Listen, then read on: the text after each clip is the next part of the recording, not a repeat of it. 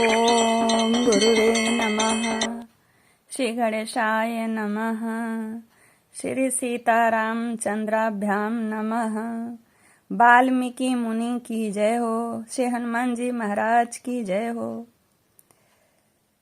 हमारे सहित आप सबके मन में बड़ी उत्कंठा रहती है कि श्री वाल्मीकि रामायण में क्या लिखा है। वह संस्कृत में रचित है। हिंदी में उसका अर्थ मैं बालकांड का इस वीडियो में सुनाऊंगी। और इस वीडियो में बालकांड के प्रथम भाग में वाल्मीकि जी नारद जी से जिसके बारे में पूछते हैं वे कौन हैं और वे उनका नाम क्या है, यह नारद मुनि जी बताएंगे। पूरा बालकांड मैं हिंदी में वीडियो बनाकर सुनाऊंगी। 7-8 वीडियो बनेंगे। आइए, बालकांडम प्रथम सर्ग है और हिंदी में सुनिए।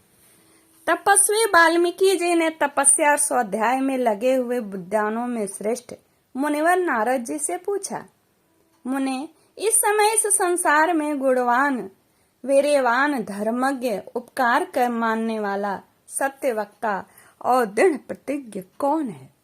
सदाचार से युक्त समस्त प्राणियों का हित साधक, विद्वान, सामर्थ्यशाली और एकमात्र प्रिय दर्शन पुरुष कौन है?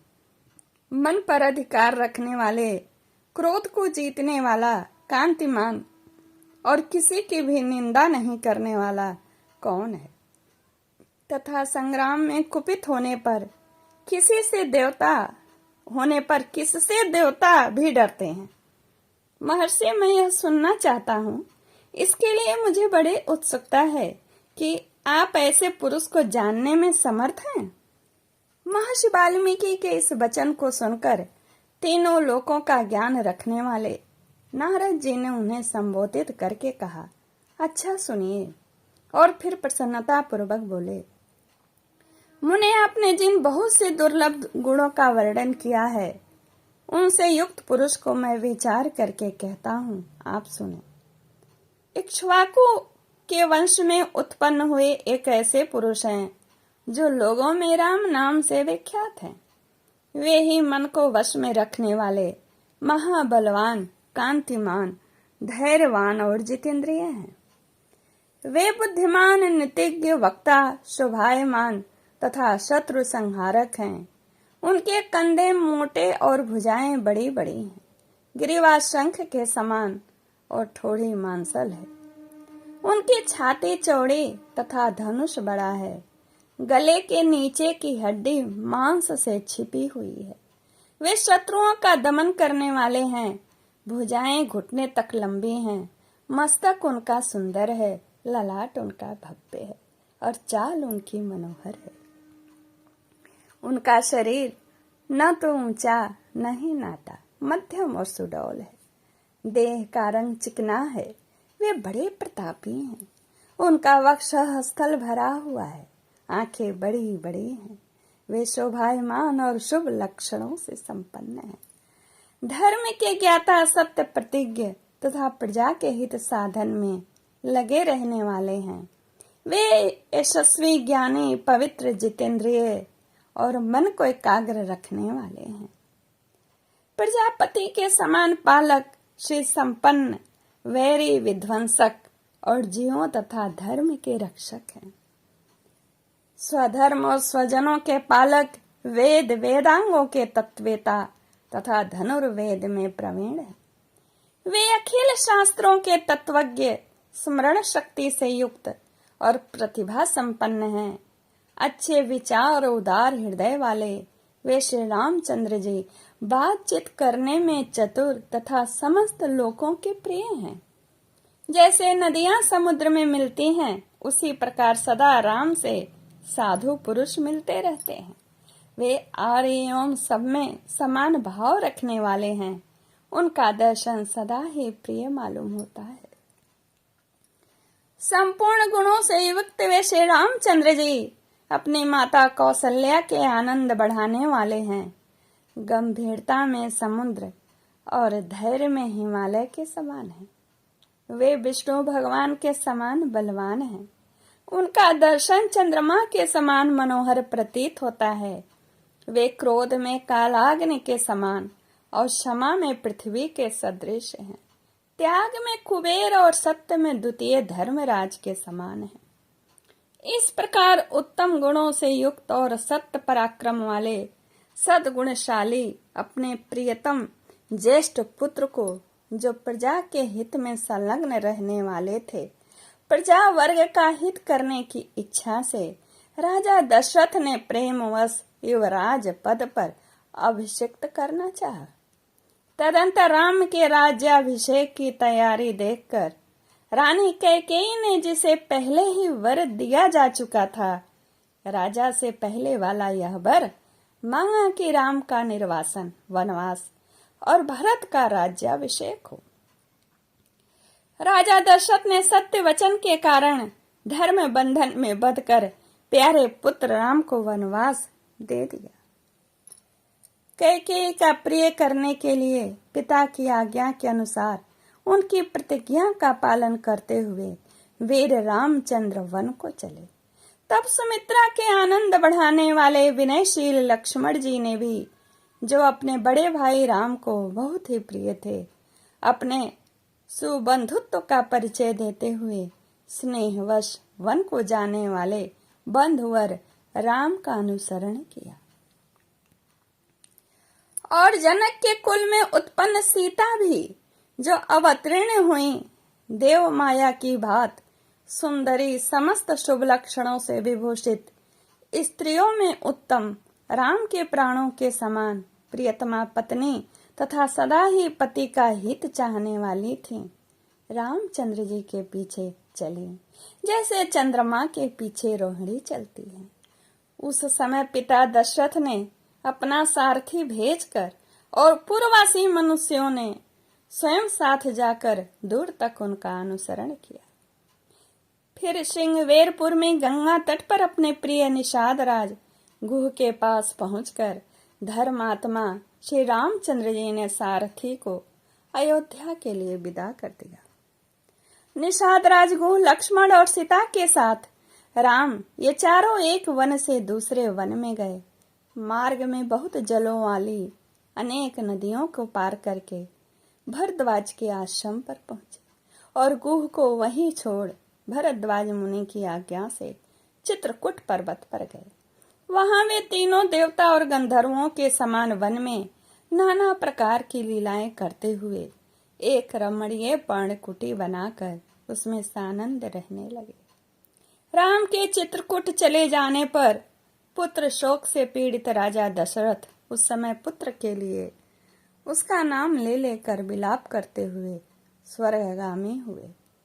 उनके स्वर्ग गमन के पश्चात वशिष्ठ आदि प्रमुख ब्राह्मणों द्वारा राज्य संचालन के लिए नियुक्त किए जाने पर भी महाबलशाली वीर भरत ने राज्य की कामना न करके पूज्य राम को प्रसन्न करने के लिए वन को ही प्रस्थान किया।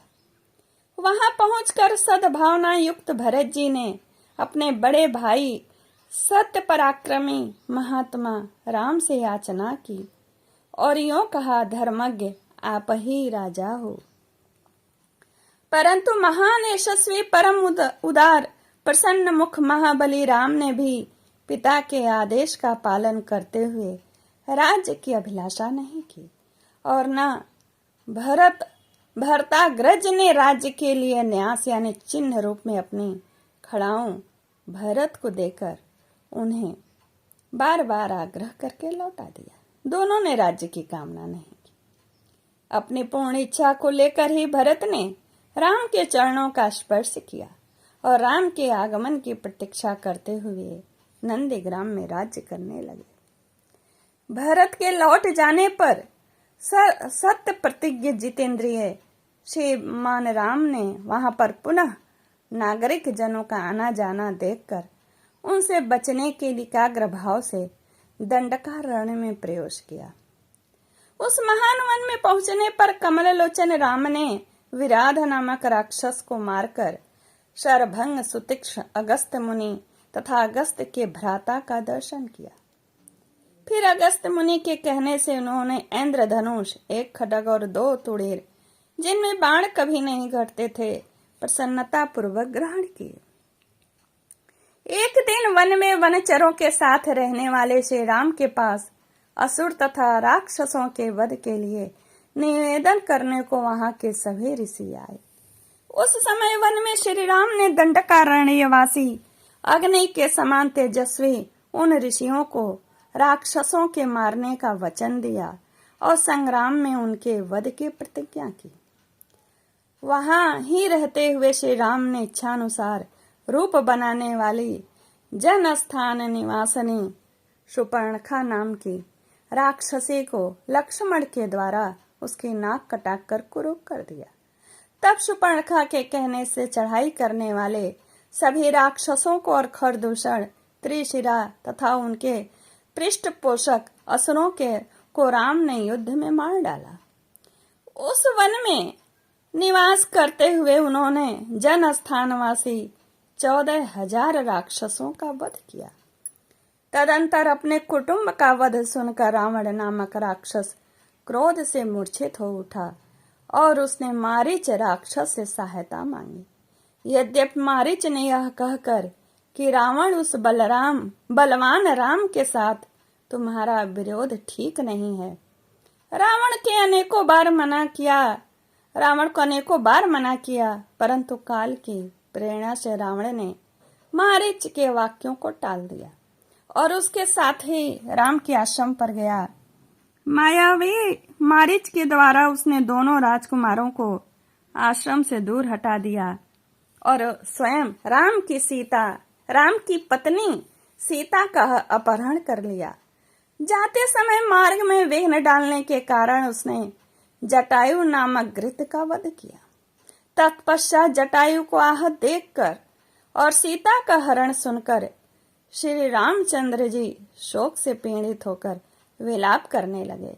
उस समय उनकी सभी इंद्रियां व्याकुल हो उठी थीं। फिर उसी शोक में पड़े हुए उन्होंने जटायु गृध्र का अग्नि संस्कार किया और वन में सीता को ढूंढते हुए कबंध नामक राक्षस को देखा, जो शरीर से विकृत तथा भयंकर दिखने वाला था। महाबाहु राम ने उसे मारकर उसका भी दाह किया, अतः वह स्वर्ग को चला गया। जाते समय उसने राम से धर्मचारिणी शबरी का पता बतलाया और कहा, रघुनंदन, आप धर्मपरायणा सन्यासिनी शबरी के आश्रम पर जाइए। शत्रुहंता महान तेजस्वी दशरथ कुमार राम शबरी के यहाँ गए। उसने इनका भली भांति पूजन किया। फिर वे पंपासर के तट पर हनुमान नामक वानर से मिले और उन्हीं के कहने से सुग्रीव से भी मेल किया। तदंतर महाबलवान राम ने आदि से ही लेकर जो कुछ हुआ था वह और विशेषतः सीता का वृत्तांत सुग्रीव से कह सुनाया। वानर सुग्रीव ने राम की सारी बातें सुनकर उनके साथ प्रेम पूर्वक अग्नि को साक्षी बनाकर मित्रता की। ये बालकांड का श्री वाल्मीकि द्वारा रचित रामायण का बालकांड का प्रथम भाग मैं यही पूर्ण करती हूँ। जो प्रथम श्लोक से लेकर 60वें श्लोक तक का मैंने हिंदी में अर्थ बताया है, 61वां से आगे भाग में बताऊंगी। पूरा सुन करके लाइक, कमेंट्स, शेयर करिए। नमस्कार, जय श्री कृष्ण।